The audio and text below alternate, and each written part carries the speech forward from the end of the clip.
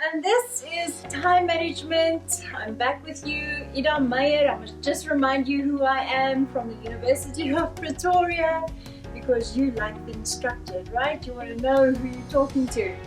So you are normally the person who plans and structures quite well. So it's easy for you to do time management and you normally stick to it. But what if it doesn't work? What if it's not working for you today? Because life happens, right? So then what you do is you crumble it up and you plan over, and you start with the work that is most urgent. Also to you, I want to tell the golden rule of learning to say no. Be picky on what you spend your time on. So if you have a test for tomorrow and you plan or don't plan, but you do it, watching a series because you like to know what is coming, right? You like series.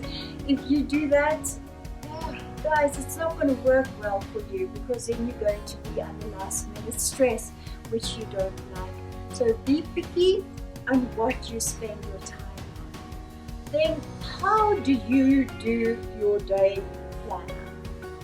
Break your next day up in single hours, or your weekend. Break it up in single hours. The only one you're allowed to combine is your sleeping time, because obviously you're not going to write the whole page full of sleep, right? So break it up in single hours except for your sleep time.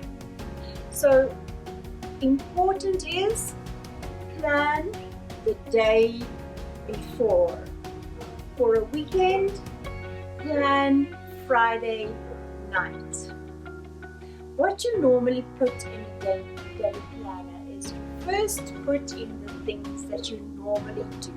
Eat, sleep, if you have to do chores over a weekend, going to school on a normal day, those normal things that you have to do, which is important for you to do, or which you can't escape, it's responsibilities. Those you put first. Then you look at what time is left. The time that is left, you put in, you start with the work that is most urgent. You break it up into smaller pieces and you put it into your hour planners in smaller pieces, detail of what you have to do. Then you look after the most urgent things, if there's anything that you must cut on. So should you cut on your eating time, your social time, your time that you sleep? We will talk later about what is the best sleeping time, but look at should you cut on that so that you can do more of your responsibilities. Now, where does your social time and social media and watching series, because I'm not telling you not to have a life. Those you use as a reward at the end of the day. Also, over weekends, you need to plan your time off. Take 6 to 8 hours for yourself off. That includes sleeping late, maybe on a Saturday morning, but do it without feeling guilty about it. That time that you plan off, if you feel guilty about it, you will just end up Monday morning being tired anyway. But if you don't feel guilty about it, you've planned it, you've also planned your work time, you will actually feel rejuvenated by Sunday night and Monday morning, because you feel you've been productive. So what about a month planner?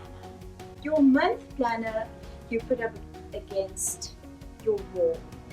You put your tests there, deadlines, and your deadlines for assignments, so that you can see also on your month planner what you need to do over weekends.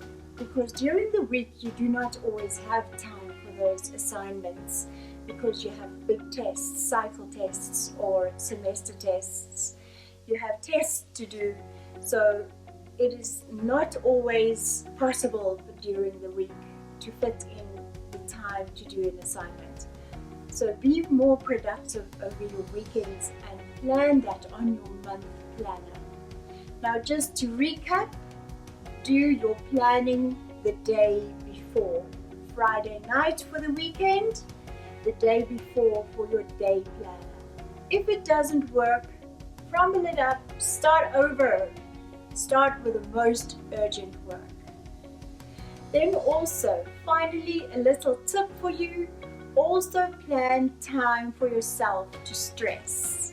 Okay, so that when you stress, you stop, you look at what happened to your planning and plan over or organize your environment or your work or clean your environment, but give it a time so that you don't overextend that time that you clean or organize your things.